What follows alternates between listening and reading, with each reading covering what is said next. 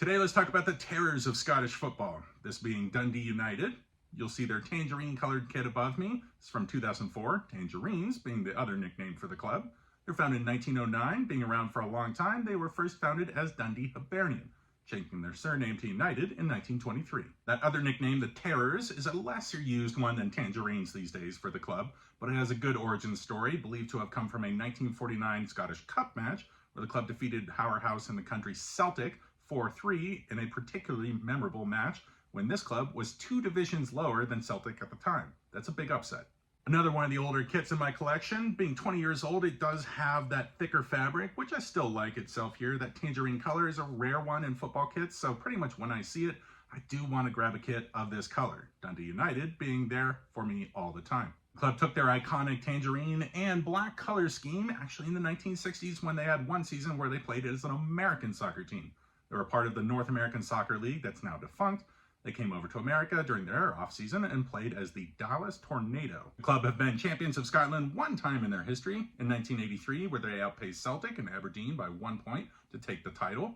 Aberdeen is one of the other clubs that have been champions of Scotland in that period in 1980s before Celtic and Rangers, both versions of that club, that have won the title in the country ever since for every season. The club have yo-yoed between the first and second division in Scottish football in recent seasons, meaning they've also won the Scottish Championship, that being the second league, 3 different times in their history.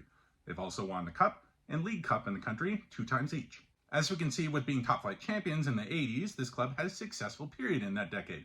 That translated over into European football, where there isn't a trophy, but there was a finals appearance in 1987, the UEFA Cup, which is an important competition, as well as being semi-finalists in the European Cup, that's currently called the Champions League, in 1984. The club's rival is Dundee FC, and I would call them a crosstown rival, but they're not, seeing as their stadium, Dens Park, is literally 600 feet away from this club's Tangerines Park.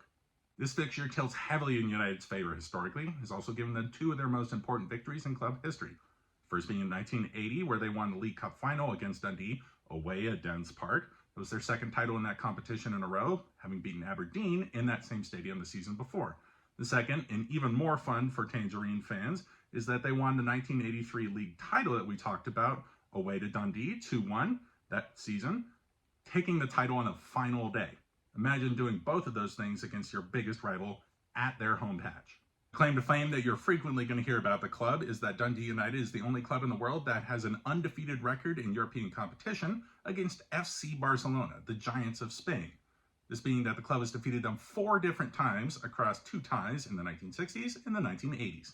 Let's talk former players for the club. First name off the board has to be Peter Mackay, who's a forward for the club, all-time leading goal scorer with 102, and scored a brace, 2 goals, in that cup match against Celtic that I mentioned, giving the club their nickname the Terrors, in 1949. The second man will be a player that scored in the UEFA Cup final that I mentioned in the 80s, this being their defender, John Clark, longtime player for the club. This is his boyhood club, played there from 1976 to 1994. And finally, the left back, Andy Robertson, Scotland's current international captain, player at Liverpool, although currently hurt. Going into the current squad, let's talk about journeyman striker Louis Moult, who's come to the club as a key member, scoring goals and assists in bunches for the club going into the second half of the season. The second would be an academy product for the club, winger Kai Fotheringham. He's an important player for them this season. He's been out on a string of loans for the last few seasons, but from here on out, at the age of 20, I think he sticks with Dundee United. And the last is Kevin Holt. He can play as a defender, as a left back, and as a center back, and I think that supporters of the club, nicknamed Arabs, can give this guy a pass, seeing as he's a former Dundee player, because he's continued his goal-scoring prowess as a defender just into this season. So that's your rundown on Dundee United, the Tangerines of Scotland.